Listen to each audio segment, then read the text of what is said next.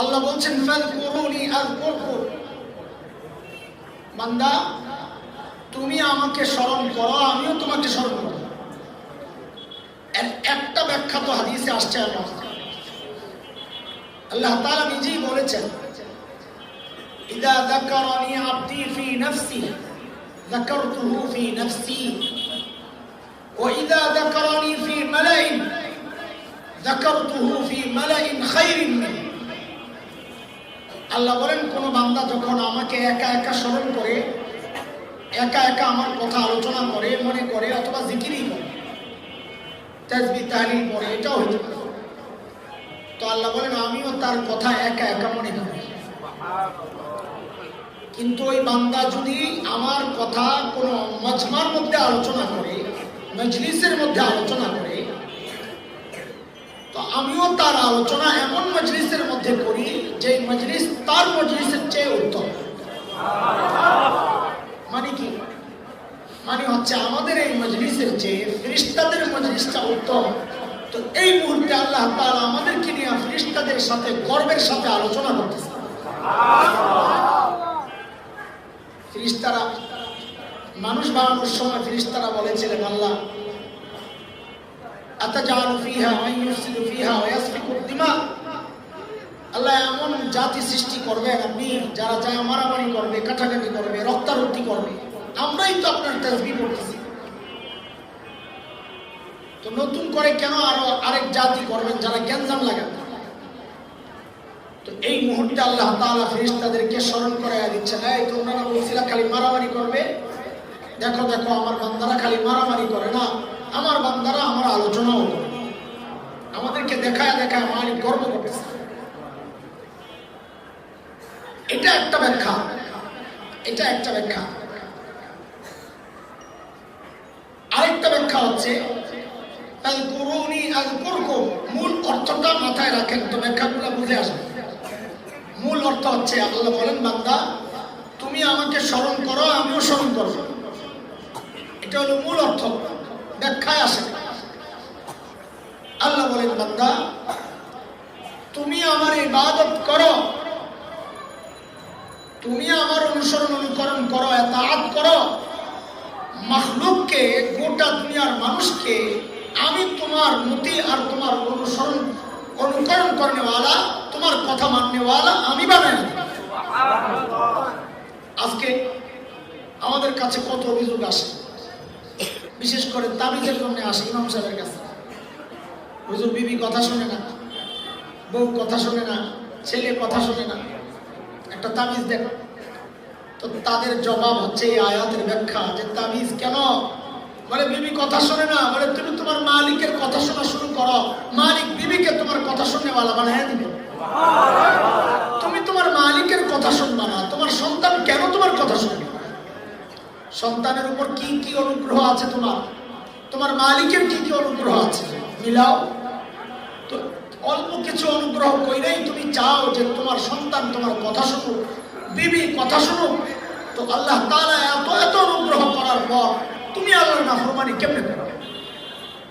তো আল্লাহ বলেন, ফাযকুরুনি আযকুরকুম, বান্দা তুমি আমাকে মানো ঠিকঠাক মতো, তোমার অধীনস্থ যারা আছে তাদেরকেও আমি তোমাকে মাননেওয়ালা বানায় দেব। এটা আয়াতের একটা ব্যাখ্যা। চলে ভেবেছিলাম আরো কিছু ছোট ছোট অনেক ব্যাখ্যা আছে, কিছু কিছু বলবো না। আমি মূল কয়েকটা ব্যাখ্যা আছে যেগুলো নিয়ে আলোচনা মাকসাদ, সেই দিকে চলে যাব। সূরা ফাতিহা পড়ি না আমরা? আলহামদুলিল্লাহি রাব্বিল আলামিন আর রহমানির রহিম মালিকি ইয়াউমিদ্দিন। এই যে দাঁড়া দাঁড়া বাতাস দিতেছে, এই ভিডিও আবার দেখে কেউ বলে, দেখছো এরা আলিশান চেয়ারে বসে আবার একটু পিছনে দাঁড়ায়, মানুষ বাতাস ওঠে, হিংসা লাগে, হিংসা। শুনেন নাই কি অবস্থা? বাতাস দেয় আমাদের কেউ, ওটাও এত কষ্ট লাগে।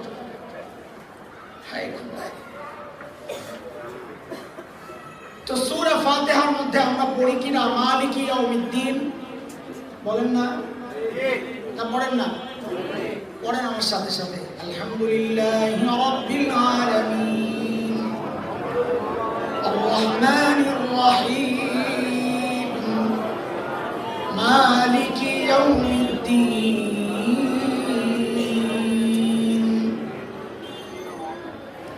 মানে কি মালিকি ইয়াউমিদ্দিনের মানে কি বলেন তো? মালিকি ইয়াউমিদ্দিনের মানে কি বলেন তো? বিচার দিবসের মালিক, শেষ দিবস না, বলবো বিচার দিবসের মালিক। বলি এবার সবাই বলি, মালিকি ইয়াউমিদ্দিন মানে কি? বিচার করবেন কি? বলেন আল্লাহ করবেন। আচ্ছা, তো আমাদের আদালতগুলোতে যারা বিচার করেন তাদেরকে কি বলে? মালিক বলে না বিচারক বলে? তো যেহেতু বিচার দিবসে আল্লাহ বিচার করবেন, তো আল্লাহ তাআলা নিজেকে বিচারক না বলে মালিক কেন বললেন? নাকি বিচারকের কোনো আরবি শব্দ নাই? না নাই, হাকিম আছে, হাকিম বিচারক। আলাইসাল্লাহু বিআহকামিল হাকিমিন, আল্লাহ নিজে বলেছেন। তো আরবি বিচারকের শব্দ থাকা সত্ত্বেও আল্লাহ তাআলা নিজেকে বিচারক না বলে বললেন মালিকি ইয়াউমিদ্দিন, আমি বিচার দিবসের মালিক, বিচারক বলেন নাই। স্বাভাবিকভাবেই প্রশ্ন জাগে যে আল্লাহ তাআলা নিজেকে বিচারক না বলে মালিক কেন বললেন? তো মুফাসসিরিনে কিরাম লেখেন যে বিচারক আর মালিকের মধ্যে পার্থক্য আছে। কি পার্থক্য? আমাদের আদালতে যারা বিচার করেন তারা নিজের ইচ্ছে মতো মন মতো বিচার করেন না সংবিধান অনুযায়ী বিচার করেন? সংবিধানের বাইরে গিয়ে যদি নিজের ইচ্ছে মতো বিচার করে তার চাকরি থাকবে? থাকবে। তার মানে আদালতে যারা বিচার করেন, বিচারকরা সিস্টেম অনুযায়ী বিচার করেন, নিয়ম অনুযায়ী বিচার করেন, সংবিধানের ধারা অনুযায়ী বিচার করেন। নিজের ইচ্ছা মতো বিচার করার সুযোগ বিচারকের নাই। মালিক কাকে বলে? এই টুপিটার মালিক আমি। আচ্ছা, আমি যদি চাই টুপিটাকে ফেলে দিব, কারো কিছু বলার আছে? বলেন। আমি যদি চাই কাউকে দিয়ে দিব, কারো কিছু বলার আছে? আমি যদি চাই টুপিটাকে 10 টাকায় কারো কাছে বিক্রি করে দিব, কারো কিছু বলার আছে? নাই। কেন নাই? না, আমি মালিক। আমি মালিকের যা ইচ্ছা তাই করতে পারে। মালিকের সিস্টেম মানা জরুরি না। যা আমাকে সিস্টেম মেনে, টুপিটার কোন সিস্টেম আছে, এই সিস্টেম মেনে আমাকে চলতে হবে, ব্যাপারটা এমন না। বরং আমি মালিক, আমার যা মনে চায় আমি তাই করব। কিন্তু যদি কাউকে দায়িত্ব দিয়ে দিতাম যে এই টুপিটা 50 টাকায় বিক্রি করো, তখন ওই ব্যক্তি কিন্তু যা ইচ্ছা তাই করতে পারতেন না, তাকে ওই 50 টাকায় বিক্রি করতে হতো, কারণ সে মালিক না। আমি মালিক, আমি যা ইচ্ছা তাই করতে পারি। কথা বুঝে আসছে কিনা? এইবার বুঝেন, আল্লাহ তাআলা নিজেকে বিচার দিবসের বিচারক বললেন না বলে মালিক কেন বললেন?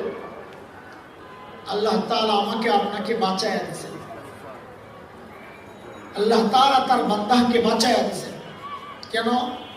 যে রে বান্দা, আমি যদি বিচার দিবসের বিচারক হইতাম, তো বিচারক তো সিস্টেম অনুযায়ী বিচার করে, তো আমিও সিস্টেম মতো বিচার করতাম।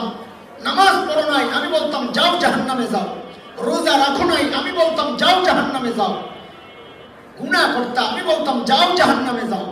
কারণ আমি বিচারক, বিচারক সিস্টেম অনুযায়ী বিচার করে। কিন্তু আমি যেহেতু মালিক, আমার কোনো সিস্টেম আজকে চলবে না। তুমি সারা জিন্দেগি নামাজ পড়ো নাই, কিন্তু ঈমান নিয়ে কবরে আসছো। সারা জিন্দেগি রোজা রাখো নাই, ঈমান নিয়ে কবরে আসছো। যেহেতু আমি মালিক, আমার কোনো সিস্টেম চলবে না। আমি তোমার জীবনের সব গুনাহ মাফ করে তোমাকে জান্নাত দিয়ে দিতে পারি। বলে কেন সব মাফ করবেন? কেন সব কেন মাফ করবেন আপনি? বলে এই জন্য করবো কারণ আমি মালিক, আর তোমার কাছে আমি জবাবদিহি করবো না। আমি মালিক, আমার যা ইচ্ছা আমি তাই। এই জন্য আল্লাহ তাআলা নিজেকে বিচার দিবসের মালিক বলেছেন, বিচার দিবসের বিচারক বলেন। কথাগুলো কেন বলতেছি? ওই যে আয়াতের ব্যাখ্যা। মালিক বলেন ফাযকুরুনি আযকুরকুম ওয়াশকুরুলি تكفرون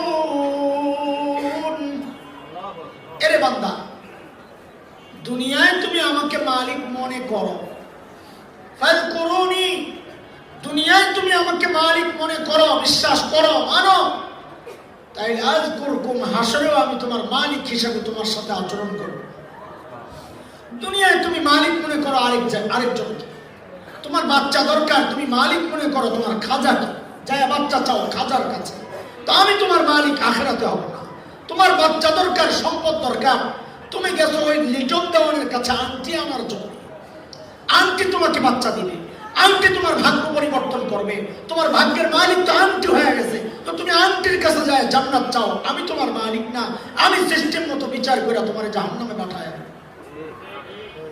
দুনিয়ায় মালিক যদি মনে করো তো হাসরেও মালিক পাইবা দুনিয়ায় মালিক মনে করবা না তো হাসরেও আমাকে মালিক পাইবা না ক্ষমতার জন্য এখন কত জায়গায় আমাদেরকে দৌড়াইতে হয় আমেরিকারে টিকতে হয় পুষতে হয় ভারতকে পুষতে হয় আবার খাজার দরবারেও যাইতে হয় টুপি টাপি লাগায়া নির্বাচন আসতে দেখেন না কত আল্লাহর বান্দা টুপি লাগায়া পুরো হাসান বস্তি হয়ে যায় কেউ কেউ তো হিজাব টিজাব লাগায়া পুরো রাবেয়া বস্তি হয়ে যায়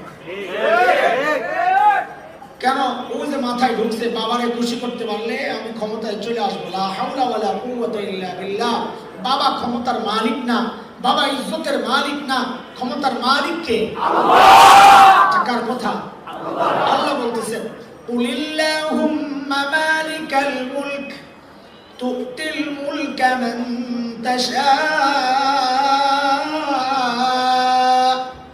ওয়া তানজিউল মুলকা মিম্মান তাশা ওয়া তুইজ্জু মান তাশা ওয়া তুযিল্লু মান তাশা الخير إنك على كل شيء قدير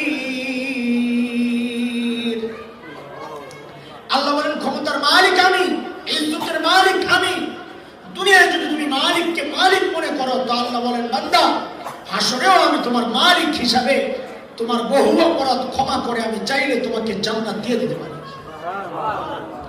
দুনিয়ায় মালিক মনে করবা তুমি আরেকজনকে হাসরে মালিক আশা করবা আমাকে এটা হবে না ফাযকুরুনি আযকুরকুম দুনিয়ায় তুমি যে আচরণ করবা হাসরে আমি তোমার সাথে সে আচরণ করব বুঝে আসছে না কথা আচ্ছা চলেন আরেকটা ব্যাখ্যায় যাই আমাদের অনেকের মধ্যে দিন মানার একটা প্রবণতা মাঝে মধ্যে লক্ষ্য করা যায় নিজে দিন মানতে চাই কিন্তু তার পরিবেশ তাকে টেনে ধরে তার চাকরি তাকে টেনে ধরে সে হারাম খাইতে চায় না কিন্তু তার চাকরিটাই এমন যে তাকে হারাম কারবার করতে হয় সে একা দিনের উপর চলতে চায় কিন্তু তার ঘরবাড়ি তাকে সহযোগিতা করে না অসহযোগিতা করে বাচ্চারা সহযোগিতা করে না বহু ভাই আছেন গুনাহ করে মন চায় না কিন্তু বিবি বাচ্চা তাদের মুখের দিকে তাকায় গুনাহ করতে হয় ফেসে যায় আটকায়া যায় তো আল্লাহ তাআলা আমাদেরকে বলতেছেন ফাযকুরুনি আযকুরকুম বান্দা গুনার কোন পরিবেশে তুমি যদি আটকে যাও তো ওই মুহূর্তেও তুমি আমাকে ডাক দাও আমি আল্লাহ আযকুরকুম তোমাকে বাঁচায় দেব সুবহানাল্লাহ আচ্ছা না এরকম আমাদের মধ্যে ঘরের মধ্যে আটকায়া যায় ফেসে যায় পরিবেশ তাকে ভালো হইতে দেয় না বহু মানুষ আছে পরিবেশ তাকে ভালো হইতে দেয় না তার দল তাকে ভালো হইতে দেয় না সে চাইলে উল্টা তার উপরে অ্যাকশন শুরু হয় কারণ ধরা পড়ে যাবে অন্যরা একজন যদি ভালো হইতে চায় তো অন্যরা ধরা পড়ে যাবে আমাদের বিশেষ এক এলাকা আমি নাম বলবো না ওই এলাকার একজন দিনী ভাই তাবলিগওয়ালা ফ্যাক্টরি চালাবে প্লাস্টিকের ফ্যাক্টরি কারখানা তা আমাদেরকে বলতেছেন দোয়া করেন বড় বিপদে আছে কেন বলে কর্মকর্তারা বিদ্যুতের কর্মকর্তারা আমাদের উপর মহাক্ষেপা আমার উপর মহাক্ষেপা আমার যে কত দোষ ধরে আমি কি জন্যে ওই যে এদের মতো এদের কথা শুনি না এরা বিল বানায় দিব ওই বিল দিব কেমনে কেমনে কি করে এরা ওগুলা না শুনলেই মুসিবত একজন মানুষ ভালো হয়ে চলতে চাইলে এই সমাজ তাকে ভালো হইতে দেয় না এমন বহু মানুষ আছে সামাজিক কারণে সে গুনায় ফেসে গেছে রাষ্ট্র ব্যবস্থা এই গুনাহ আল্লাহর বিধান তো নাই এই জন্য সে গুনায় ফেসে আছে, অথবা নিজের ঘরের মধ্যেই গুনার পরিবেশ ছাড়তে পারে না। ঘর থেকে মন চায় টেলিভিশনটা সরাই দিয়ে, কিন্তু বিবির বাধা, সন্তানের বাধা, পারে না। মন তো চায় বিবিকে পর্দা করাবে, বিবি চায় না। বড় কঠিন এক অবস্থা। আল্লাহ বলেন, বান্দা এরকম পরিবেশ আর পরিস্থিতিতে তুমি যদি পড়ে যাও, গুনার মধ্যে ফেসে যাও, তুমি কি করবা? বলে তুমি করো হযরতে নবী ইউসুফ আলাইহিস সালাতু ওয়াস সালামের দিকে তাকাও, যা করেছেন তুমিও তাকাও। নবী ইউসুফ আলাইহিস সালাতু ওয়াস সালামের কথা সূরা ইউসুফে আসছে, আয়াত 23, 24, 25, 26 লম্বা আসছে। হযরত ইউসুফ আলাইহিস সালাতু ওয়াস সালাম মিশরের গভর্নরের বউ, আমরা জানি আজিজ এ মিশর বলি আর কি, গভর্নর, আজিজ গভর্নর, মিশরের গভর্নর, তার বউ জুলাইখা। এই কিচ্ছা তো আমরা জানি, ইউসুফ জুলাইখা। কদিন আগে তো টেলিভিশনে একটা প্রোগ্রাম হইতেছিল ইউসুফ জুলাইখার অমর প্রেম কাহিনী। কোন টেলিভিশনে জানি না, SATV, আজ থেকে 3-4 বছর আগে। হঠাৎ একদিন আমি চট্টগ্রাম ওদিকে রাস্তায় যাচ্ছি, বিশাল বিলবোর্ড, ওটার মধ্যে লেখা দেখি ইউসুফ জুলাইখার অমর প্রেম। নাউযুবিল্লাহ মিন যালিক। প্রেম তো হয় দুই পক্ষ থেকে। এখানে ইউসুফ আলাইহিস সালাম নির্দোষ, কোন নবী দুনিয়ায় কোন গুনাহ করেন নাই, এটা আমাদের আকীদা, বিশ্বাস। কোন নবী কোন গুনাহ করেন না, অথচ এরা হযরত ইউসুফ আলাইহিস সালামকে ওই অবৈধ প্রেমের একজন অংশীদার বানাইছে। আমরা শুরুতে অনলাইনে খুব প্রতিবাদ করলাম, আলহামদুলিল্লাহ আলহামদুলিল্লাহ, এত কাজ হয়েছে। গোটা দুনিয়ার বাংলা ভাষাভাষী মুসলমান এরা আমাদের এই প্রতিবাদের সাথে শরীক হয়েছে। তো এসএ টেলিভিশনের কর্মকর্তা যারা, মূল মালিক ছিল তখন